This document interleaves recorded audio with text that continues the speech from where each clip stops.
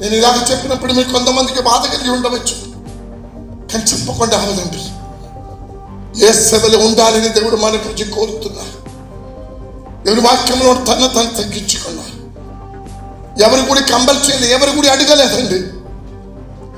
ఏ తను నేను అనుకుంటున్నాను. తండ్రి సన్నిధిలో పరలోకంలో ఒక కౌన్సిల్ జరిగిందండి. తండ్రి, కుమారుడు, పరిశుద్ధాత్మ మధ్యలో. దేవుడు అడిగి ఉండవచ్చు, తండ్రి అనే దేవుడు మనం ఏం చేయాలి? 4000 సంవత్సరాలు అయిపోయింది. నేను నా కొరకు సృష్టించిన, నా పోలికలో సృష్టించిన, హల్లెలూయా మహిమలో సృష్టించిన మానవాళి కోల్పోయింది. వాళ్ళు తిరుగుతున్నారు లోకములో, చీకట్లో ఉన్నారు. వెలుగులోనికి వాళ్ళని నడిపించాలన్న మనం ఏం చేయాలి? ఆ రోజు నేను వాగ్దానం ఇచ్చాను, ఎవరు నా కోసం వెళుతావు, ఎవరు నా కోసం కార్యం చేస్తారని చెప్పినప్పుడు నేను అనుకుంటాను, దేవుని ప్రమేయన యేసయ్య నిలబడి చెప్పారని, తండ్రి నేను వెళుతున్నాను. హల్లెలూయా. అదే దేవుని ప్రేమ. దేవుని ప్రేమ ఏమన్నారంటే, నేను వెళుతాను, నాకు వెళ్ళడానికి ఏ ప్రాబ్లం లేదు. మానవ రూపంలో వాళ్ళకి తెలిసిన పాటలో వాళ్ళతో మాట్లాడి, వాళ్ళ కొరకై నేను పెరిగి అయి కలువరి శిలువ మరణించి వాళ్ళ కొరకున్న విలువ చెల్లించడానికి నేను సన్నద్ధంగా ఉన్నానని తెలియపరిచానండి. అది నేను నమ్ముచున్నాను. ఎందుకంటే యేసు ఒక మాట అన్నాడు. ఎక్కడంటే మీకు తెలిసి యోహన్నా సువార్త 17లో, హల్లెలూయా, 1-2 వాక్యం చదువుతూ తెలిసిపోతుంది. యేసు ప్రభు పూర్వము, యేసు ప్రభు ప్రజెంట్, యేసు ప్రభు భవిష్యత్తు. పూర్వం గురించి ఎలాగ చెప్పారు యేసయ్య? మాట్లాడాలి. చదువమ్మా. 17 వాక్యాలు. మాటలు చెప్పి ఆకాశము వైపు కళ్ళెత్తి అన్నాడు, తండ్రి నా గడి వచ్చి ఉన్నది, నీ కుమారుడు నిన్ను మహిమపరిచినట్లు నేను మీ కుమారుడు మహిమపరచును.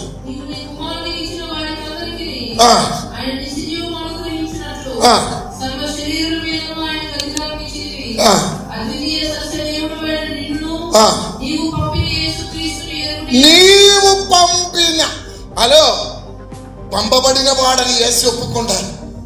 తండ్రి నేను నీ కుడి ప్రక్కల ఉన్నవాడు, ఆ మహిమలో ఉన్నవాడు, కానీ నీవు నన్ను పంపించావు.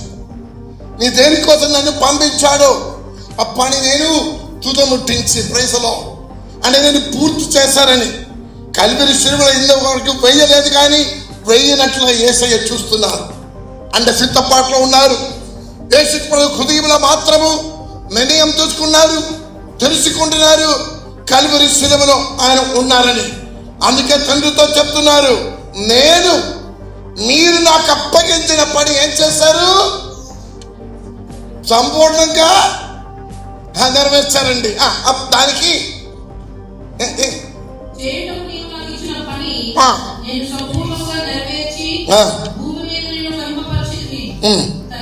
తండ్రి లోకం పుట్టక మునుపు, హలో చెప్పండి, ఎప్పుడు? లోకము పుట్టక మునుపు నీ అంత నాకు ఏ మహిమ ఉండదు. సమయం వచ్చిందండి. హల్లెలూయా. నేను పరలోకములో మహిమ వీడి నేను వచ్చాను, కానీ నీవు ఇచ్చిన నాకు పని నేను తుదముట్టించిన బట్టి, నేను పరిపూర్ణంగా పూర్తీకరించిన బట్టి ఇంకా ఇక్కడ నేను ఉండటము అవసరం లేదు. నా భవిష్యత్తు ఇక్కడ కాదు, నా భవిష్యత్తు నీతో కూడి అదే మహిమలో ఉంటానని యేసయ్య ప్రార్థన చేస్తున్నారు తండ్రితో. లోకము పుట్టక మునుపు నాకున్న అదే మహిమలోనికి నన్ను చేర్చుకోమని. Praise the lord. యేసయ్య పూర్వము, యేసయ్య ఇప్పుడు, యేసయ్య భవిష్యత్తు తండ్రితో కూడి. Praise the lord. దానికి అర్థం ఏంటి? ఈ కృపాయుగం అనేది కల్వరి శిలువ నుంచి, లేకపోతే యేసయ్య పుట్టిన రోజు నుంచి, యేసయ్య మరణించి మరణం నుంచి లేచి పరలోకం వెళ్ళిన రోజు వరకు ఉన్న సమయం అనేది దేవుడి సన్నిధిలో యేసయ్య తాను తగ్గించుకొని ఒప్పుకున్న సమయం. దేని కొరకంటే పోగొట్టుకున్న మానవాడిని తిరిగి రప్పించాలని సహవాసములోనికి. అంటే ఇక్కడ ఉండడానికి కాదు, ఖచ్చితంగా తన ఆత్మతో మనలో ఉన్నారు, కానీ మరొక్క రోజు వస్తుందండి, అదే యేసు హల్లెలూయా. ఆ మహిమలోకి మమ్మల్ని కూడా చేర్చుకున్న రోజు ప్రైజ్ ది లార్డ్. హల్లెలూయా. ఈ లోకములో మమ్మల్ని ఉదరడానికి వేసి రాలేదండి. మమ్మల్ని దేవుడు తయారు చేస్తున్నారు. తన పద్ధతి ప్రకారం సిద్ధపాట్లో ఉన్నాం. మనము ఒక్క రోజు వస్తుంది, వెళ్ళిపోయిన వాడని యేసు మళ్ళీ వస్తారని దేవదూత అపొస్తలుల కార్యములు 9:10-11 చెప్పినట్లుగా యేసు వస్తాడండి. Praise the lord. ఆ మహిమలో దిగి మమ్మల్ని కూడా చేర్చుకోవడానికి ప్రైజ్ ది లార్డ్. హల్లెలూయా. ఎక్కడే సహవాసం పోగొట్టుకున్నారు ఆ ఏదం తోటలో, అదే సహవాసము మనకు తిరిగి రెప్పించాలని కోరుకొని ఇమ్మానుయేలు మన మధ్యలోకి వచ్చాడు. Praise the Lord. దేని భక్తులారా మాట్లాడండి. ఇంకా మరి ఒక్క వాక్యాలు, సమయం అయిపోతుంది. ఇప్పుడే ఎక్కువ అయిపోయింది, కానీ ఇంకొక మాట కూడా నేను చెప్పాలి. 2 విషయాలు కూడా మళ్ళీ ప్రాసెస్ గురించి మనం చూసాం. కానీ ఇది ఒక ప్రామిస్తో ఇస్తారు. ప్రామిస్ అంటే వాగ్దానముతో కలిగినది. వాగ్దానముతో కలిగినది. యేసు ఏమన్నారండి? ఒక మాట అన్నారు. మత్తయి సువార్త 28:20 వాక్యం ఒకసారి చదవండి. తన శిష్యుల లోకానికి పంపించిన తర్వాత, సేవలోనికి పంపించిన తర్వాత యేసు ఆంకించిన ఒక మాట ఉంది. యేసు దేనికి వచ్చారు ఒకసారి చూద్దాం మనము. నేను మీకు ఏ సంగతిలో ఆజ్ఞాపించారో చెప్పండి. వాడు అన్నిటినీ అందరూ చెప్పండి. అన్నిటినీ, కొన్నిటిని అని నా బైబిల్లో లేదు. అన్నిటినీ ఏదండి? ఎవరు ఆజ్ఞాపించినది? యేసయ్య ఆజ్ఞాపించిన సంగతుల అన్నిటిని అందరూ చెప్పండి. అన్నిటినీ. నాకు తోచినది మాత్రం, నాకు నచ్చినది మాత్రం కాదు, నా పనికి వచ్చినది మాత్రం కాదు, నాకు ఇష్టం ఉన్నది మాత్రం కాదు, నాకు సహాయం చేస్తే మాత్రం కాదు, నాకు ఇష్టం ఉన్నా ఇష్టం లేనా, యేసు చెప్పిన మాటలన్నిటినే చెప్పండి. యేసు చెప్పిన మాటలన్నిటినే, యేసు చెప్పిన మాటలన్నిటినే గట్టిగా చెప్పండి. కొంతమంది నోరు దొరకట్లేదు, వాళ్ళకి ఇష్టం లేదేమో. హలో, వెనక్కి ఉన్నారు కొంతమంది. ఎలా చూస్తున్నాను సార్, మీరేం చెప్తున్నారండి పాస్టర్ గారు? యేసు చెప్పిన మాటలన్నిటిని మనము కైకొన్న వారంగా ఉండాలండి. అటువంటి వారికి దేవుడు ఒక వాగ్దానం, అందరు కాదు, కైకొన్న వారికి మాత్రమే ఒక వాగ్దానం ఇస్తున్నారు. అదే మీరు అర్థం చేసుకోవాలి. మామూలుగా ఇమ్మానుయేలు మనకు తోడుగా చెప్తే ఆయన తోడుగా ఉండదండి. ఆయన మీతో తోడుగా ఉండాలండి, ఆయన మీతో నడవాలండి, మీతో సహవాసం చేయాలండి, మిమ్మల్ని ఆశీర్వదించాలండి, మీకు స్వస్థత కలిగ చేయాలండి, మీకు విడుదల కలిగ చేయాలండి, మీకు ఐశ్వర్యము కలిగ చేయాలండి, ఆస్తి అంతస్తులు మీకు కలిగ చేసి హెచ్చింప చేయాలండి. హల్లెలూయా. ఆయన చెప్పిన మాట, నేను చెప్పిన మాటలన్నింటినీ కైకొని దానికి అంగీకరించిన వారికి ఆయన ఇచ్చిన మాట చెప్పండి. 2వ భాగము, ఇదిగో నేను ఇమ్మానుయేలు దేవుడు చెప్తున్నా, ఇదిగో నేను యుగ సమాప్తి వరకు సదాకాలము. 2 విషయాలు. మొట్టమొదట యుగ సమాప్తి వరకు. నేను చెప్పాను, నిన్న నేడు నిరంతరము ఏకరీతిగా ఉన్న దేవుడు. హల్లెలూయా. మనం అనుకుంటారని క్రైస్తవ జీవితం అంటే సీజనల్ అంటే క్రిస్మస్ సమయం ఒక వారం దేవుడు మనతో ఉన్నాడు, మనము దేవుడితో ఉన్నాము. ఒక వారం తర్వాత దేవుడిని విడిచిపెట్టి మనం లోకంలోకి వెళ్ళిపోతాం. వచ్చేసరి మన క్రిస్మస్ వచ్చినప్పుడు మరీ మనం దేవుడి దగ్గరికి వస్తాడు. అటువంటిది చెప్పలేదు. అన్ని హాయిగా ఉన్నప్పుడు, అన్ని మంచిగా జరిగినప్పుడు దేవుడు మనం మర్చిపోయిన వారిగా ఉండకూడదు. దేవుడు చెప్పిన మాట అనేది యుగ సమాప్తి వరకు. నేను నమ్మిన వారెవరైనాను, అది మన ప్రభుత్వమైనా, లోకంలో ఏదు మనుషుడైనా, ఏదు వ్యక్తులైనా, వాడు వాగ్దానాలు కోల్పోవడానికి అవకాశం ఉంటుంది. మొదలు మిమ్మల్ని విడిచిపెట్టుకొని మిమ్మల్ని అనాథలుగా ఉంచడానికి అవకాశం ఉంది. కానీ ఒక మాట చెప్తారు, యేసు ఒక మాట అన్నారు, నన్ను నమ్మిన వారు, నన్ను అంగీకరించే ప్రతివాడు కూడా నా కుమార్తెడు అవడానికి అవకాశము, కుమార్తె అవడానికి అవకాశము వాళ్ళకి ఇస్తారండి. మనకు ఒక హక్కు ఉంది. క్రీస్తుని నమ్మిన వారికి, క్రీస్తుని అంగీకరించిన వారికి ఆ హక్కు అనేది మీరు ఆయన కుమారుడే, ఆయన కుమార్తె. Praise the lord.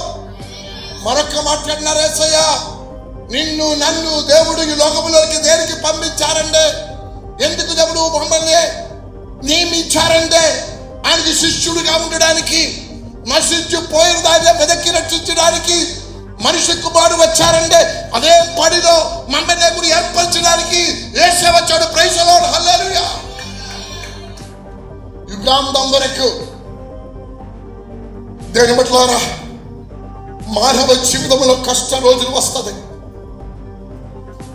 మనం అనుకోకుండా ఉన్న సమయంలో, మన తలంలో కూడా రాలేని సమయంలో గబక్కనే వెంటనే తుఫాను వరకు ఉన్న సమస్యలు మన జీవితంలోనికి వస్తుంది. హల్లెలూయా. అటువంటి సమస్యలు వచ్చినా, అటువంటి బాధలు వచ్చినా, అటువంటి మమ్మల్ని నాశనం చేయడానికి సిద్ధపాటులో ఉన్న సాతాను తన శక్తితో పాటు మన మీదకి వచ్చినా భయపడకూడదు. ఎందుకంటే మీతో ఉన్నామని చెప్పిన వాడు నమ్మదగిన దేవుడు మీతో ఉన్నాడు. అది చీకటి వేళ అయినదు, అది వెలుగు వేళ అయినదు, మంచి రోజైనా చెడు రోజైనా, మంచి దినములైనా చెడు దినములైనా నిన్ను విడిచిపెట్టిన వాడు కాదు అని ఒక మాట అన్నారు హెబ్రీ పత్రిక 13లో. ఏమన్నారు ఆయన?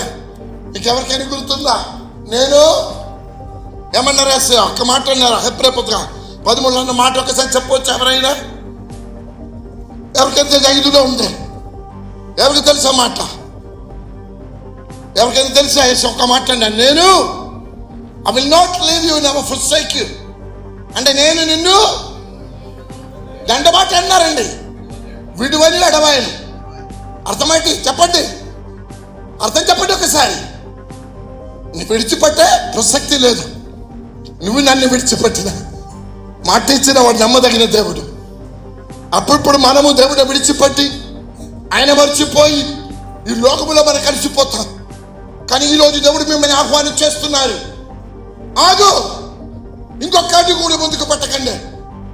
ఇమ్మానుయేలు అనే దేవుడు వచ్చారు, మీకు వాగ్దానం ఇచ్చారు.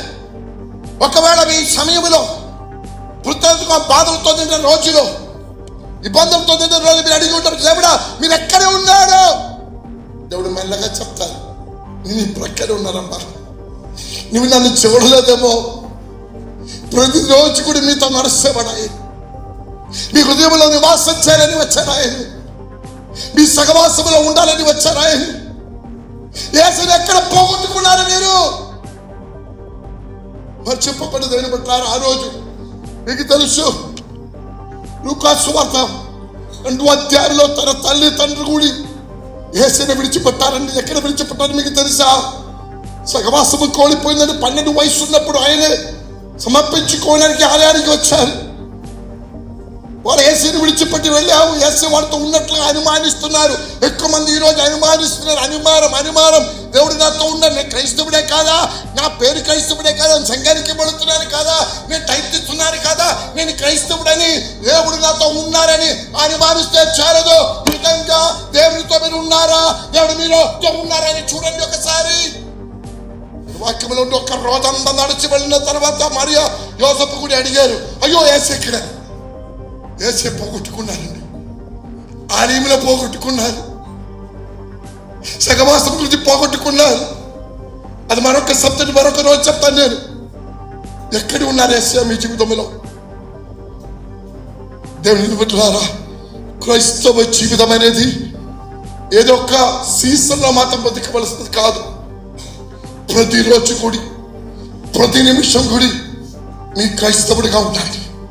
క్రైస్తవుడు అంటే క్రీస్తును వెంబడించిన వాడు. క్రైస్తవుడు అర్థమైతే క్రీస్తును, అందరి దగ్గర క్రీస్తును వెంబడించాలంటే అర్థమైతే ఆయన చెప్పిన మాటలన్నీ. హల్లెలూయా. అటువంటి వాడు ఇప్పుడు చేసాం. మత్తయి సువార్త 7వ అధ్యాయంలో ఒక మాట అన్నారంటే, అటువంటి బండ మీద ఇల్లు కట్టిన బుద్ధిమంతుడైన.